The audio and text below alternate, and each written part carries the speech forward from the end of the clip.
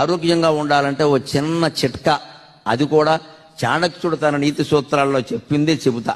దానికి ఏమీ రూపాయి ఖర్చు లేదు, మీరు ఆచరిస్తే చాలు.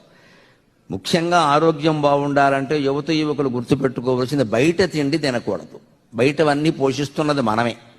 వీలైనంత వరకు ఇంట్లో ఆహారమే తినండి. ఇంకా మీ వయస్సు వాళ్ళకి చేసి పెట్టడానికి ఇంట్లో తల్లి అనే పదార్థం సిద్ధంగా ఉందమ్మా. చాలామంది మనం అదృష్టవంతులం. తినమని కోరే తల్లులు ఇంకా చాలామందికి ఉన్నారు.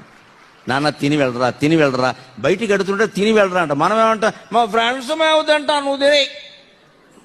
ఒకవేళ ఏదైనా తప్పనిసరి కావచ్చు, మొహమాటం కావచ్చు, సరదా ఉండొచ్చు, తిన్నా కూడా ఆరోగ్యం పాడవకుండా ఉండాలంటే ఏం చేయాలో తెలుసా?